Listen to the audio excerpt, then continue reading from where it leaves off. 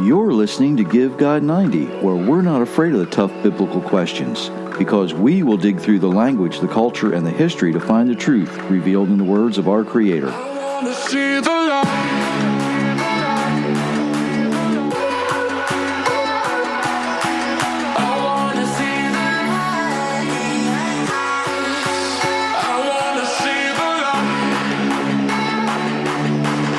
Hello, everyone, and welcome to Give God 90 Radio on Demand. My name is Jerry Mitchell, your host for Give God 90. It is an absolute honor for you to give me the time to spend with you for just a little while today. Let me remind everyone, especially our new listeners, and we have more and more all the time. If you go to givegod90.com, you can learn more about what we are there. Also, it lays out how you can turn your life around to actually follow the instructions that were given by your Creator over a period of time where it's very comfortable to do. It's nothing really aggressive. And at the end of that 90 days, which is where Give God 90 comes from, you can see your life change and improve. I'm not promising you're going to get rich. I'm not promising you're going to be healed of any illness or disease. What I am promising you is if you follow your Creator's instructions, your life will improve. And you will improve. The people around you will be benefited also because you're willing to follow your Creator's instructions. Don't forget, we're on Facebook, we're on YouTube. All of these places where you can go, and it's absolutely free to you.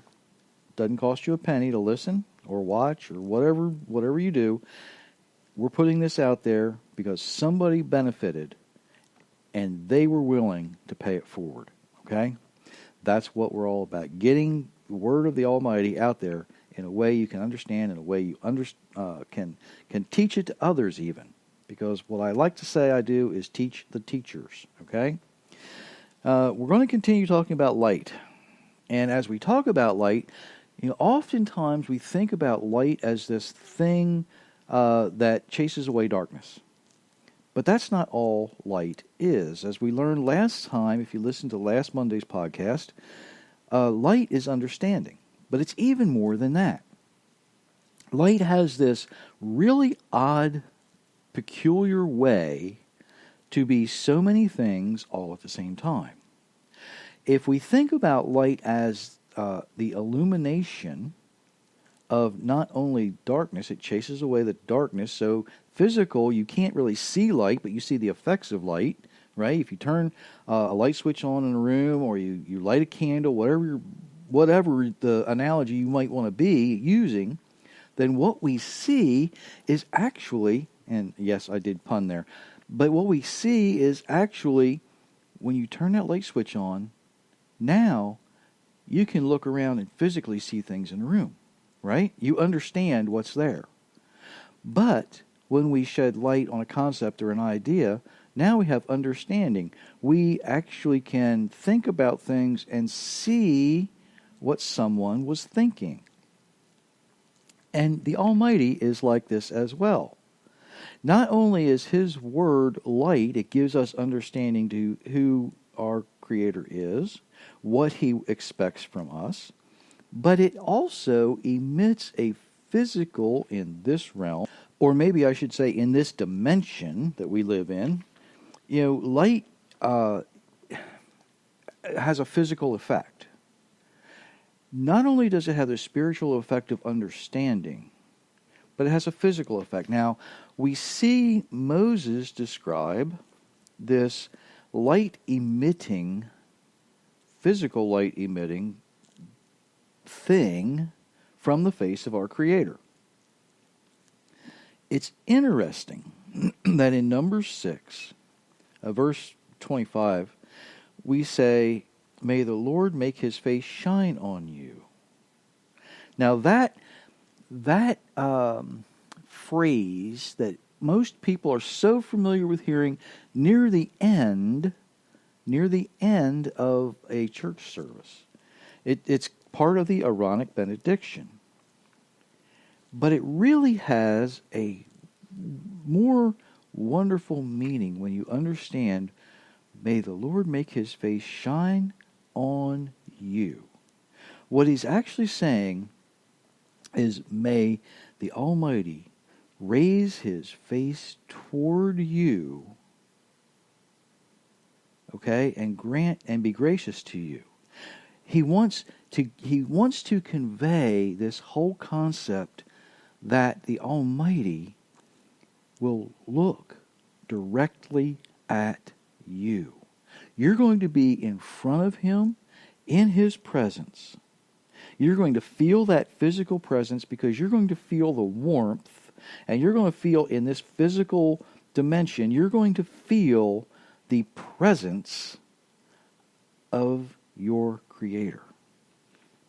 Now, we know from Exodus 33, okay, that God said, nobody can see my face and live, right? But let's look at Exodus 33, and I'm actually going to use the Tree of Life version here, because in Exodus 33, Moses is, I don't want to say testing God, but he's actually requesting from God. He says, look, you've brought us out here, you've done all these things. I need to know. I know I have found favor with you, but what are you willing to do to find favor with me? I need a face-to-face meeting. That's what Moses was looking for. Well, God says, look, nobody can see my face and live. Okay, it's that simple, Moses. It's just not going to happen. But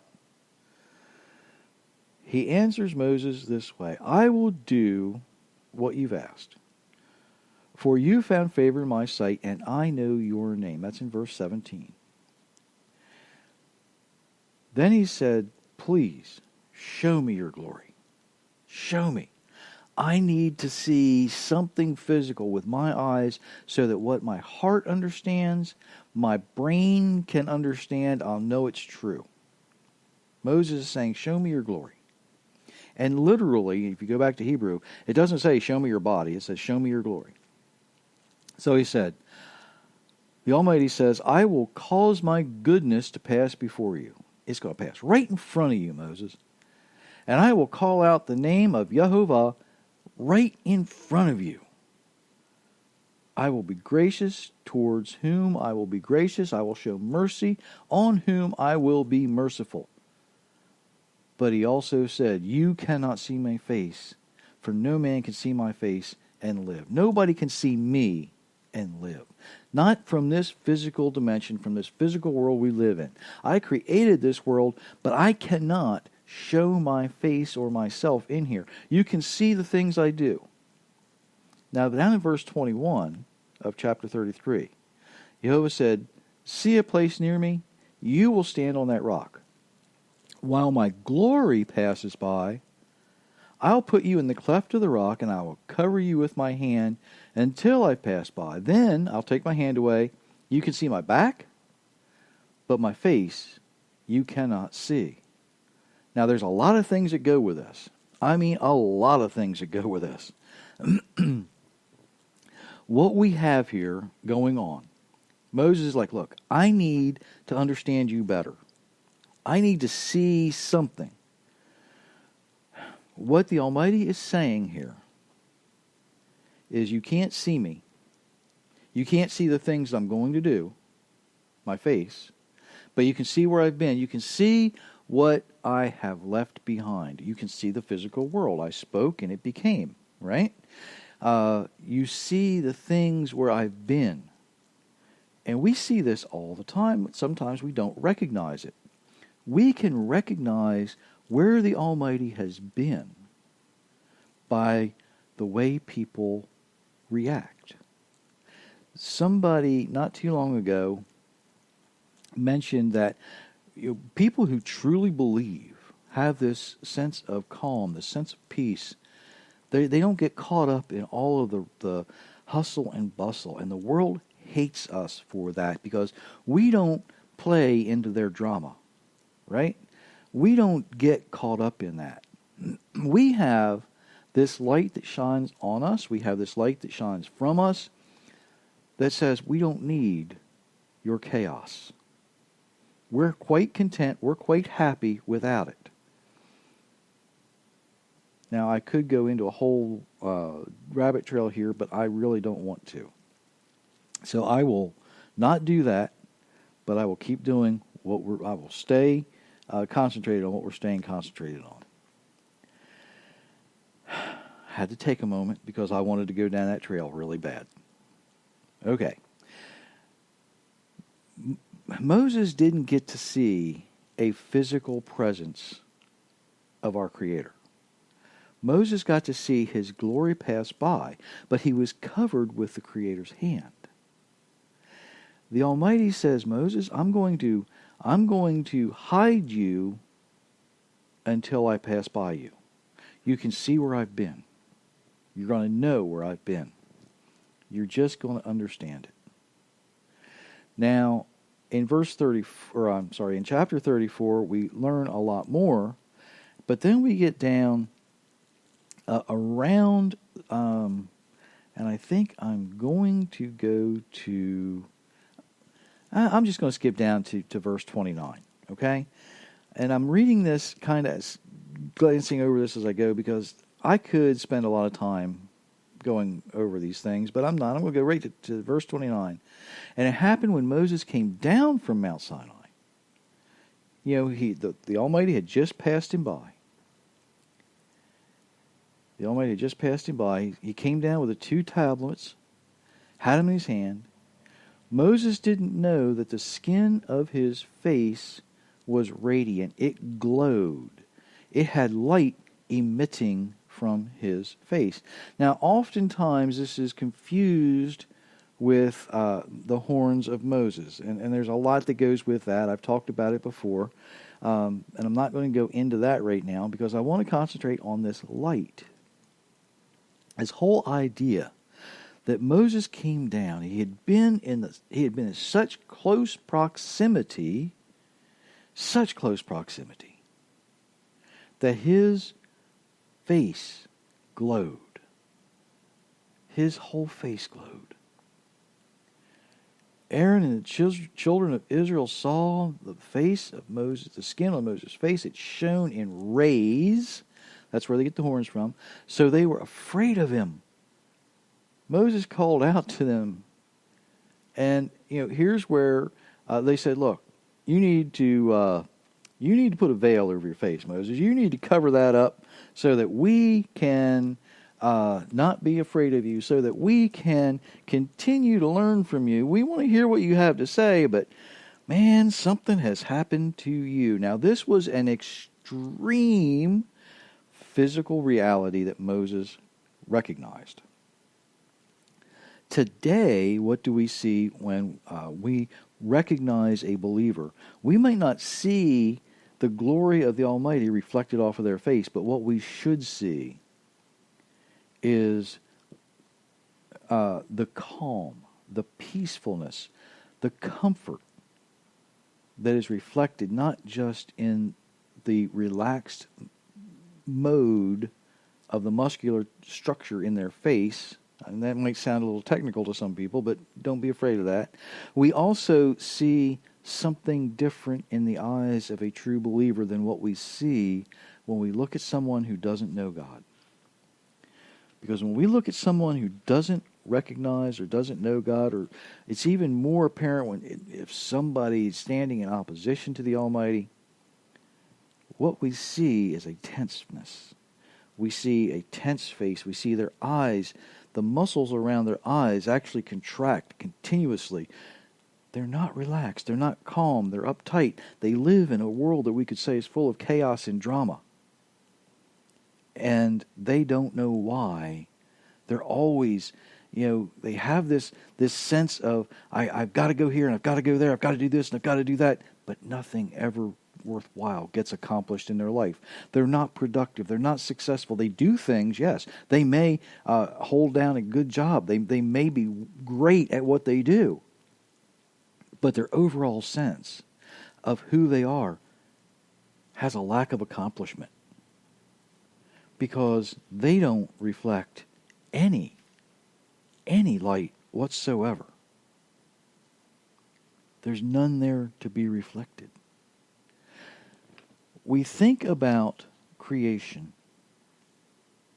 and I'm going to go back and forth between using creation and using this light emittance, because I want you to understand there was this light that was emitted from our Creator beginning in our world, in our universe that He created. Remember, He created the heavens first, and I'm not talking about the stars where the stars live. I'm talking about where He chooses to live. We could call it a dimension that He lives in today.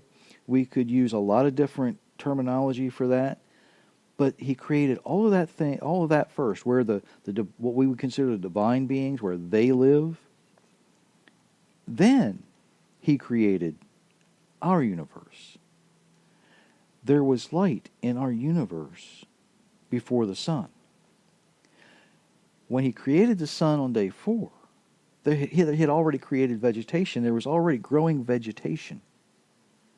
Now, it wasn't like this growing vegetation died because of darkness.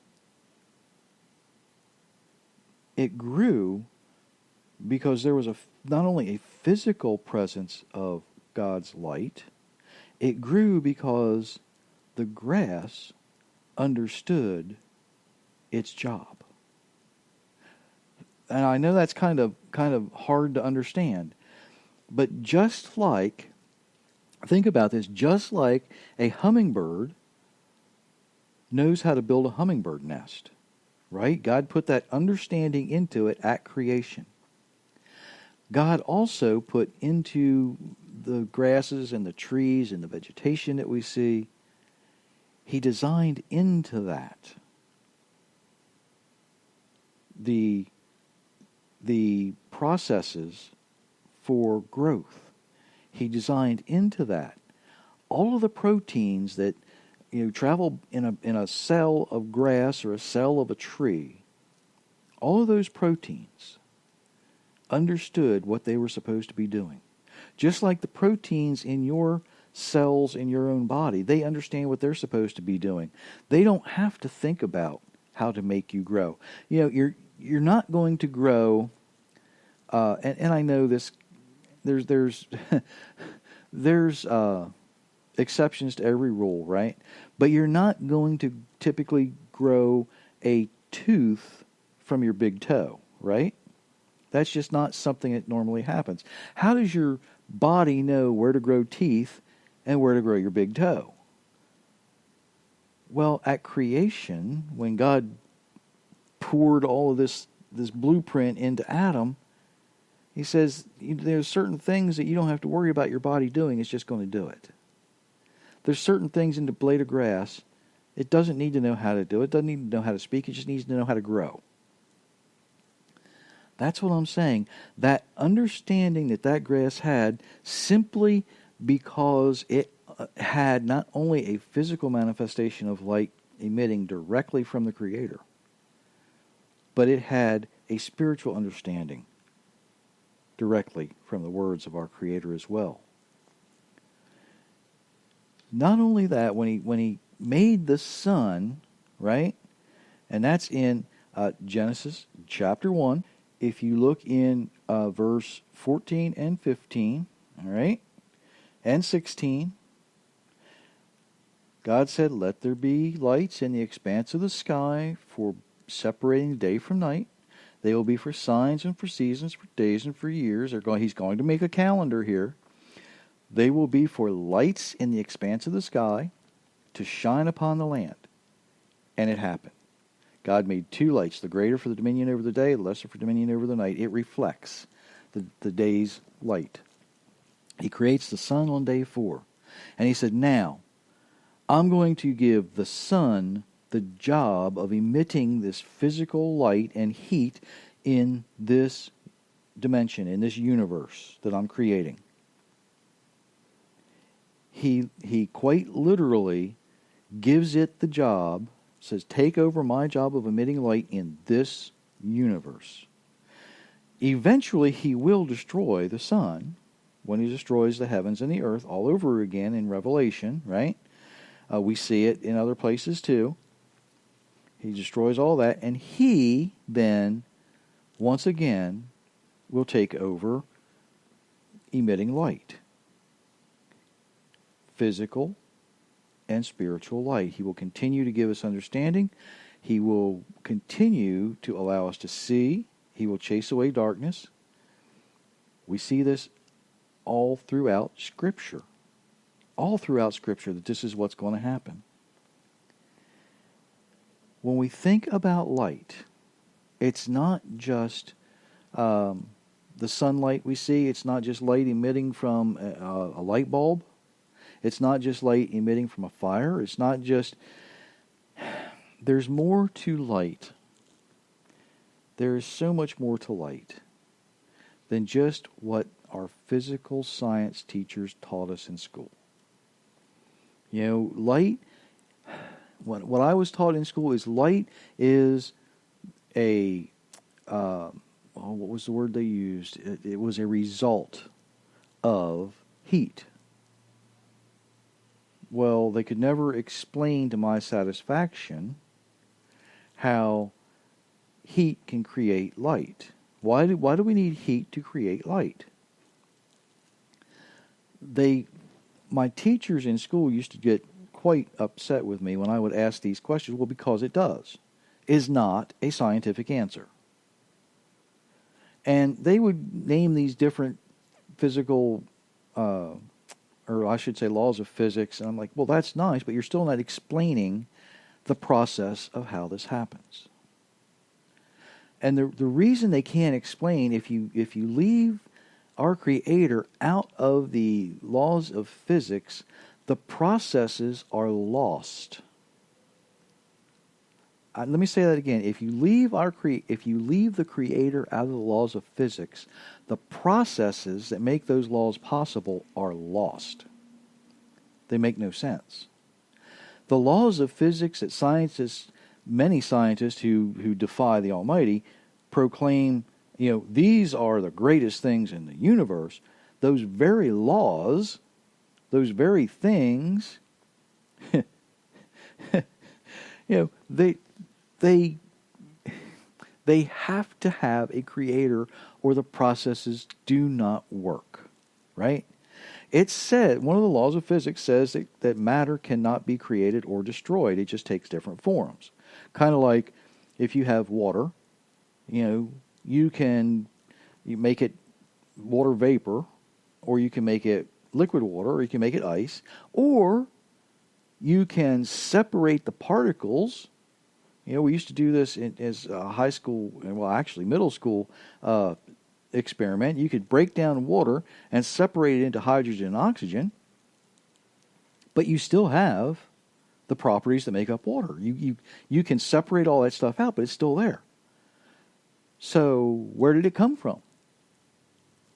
If matter can neither be created or destroyed, where did it come from to start with? And they will tell you, one of the theories is this and one of the theories is that. Some of them are so adamant about, 14 billion years ago this happened. But you're defying your own laws of physics. No matter how far you go back, you're defying your own laws of physics. If you remove the Creator from the creation, what do you have left? Nothing. You have absolutely nothing left. So the laws of light do not exist without our Creator.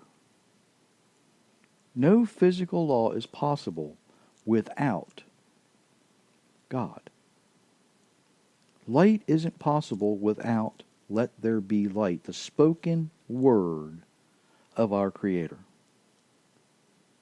Light can be confusing, but light brings understanding. Did you know that? Light can be confusing, but light brings understanding. With light, we see, we understand, we comprehend. It's that simple. It really, truly is that simple. Light is so much more than just turning on a switch or striking a match, rubbing two sticks together to get a fire. Okay? It's more than that. Light makes it possible. Light makes all things possible. Remember, you are the salt and the light. The very foundational things of humanity. Make sure when you reflect light, that you reflect the light of the one who designed you. And the best way to do that is to live the way your Creator designed you to live. Follow His instructions, and you will emit light. Your face will show that you're different. Everything you do,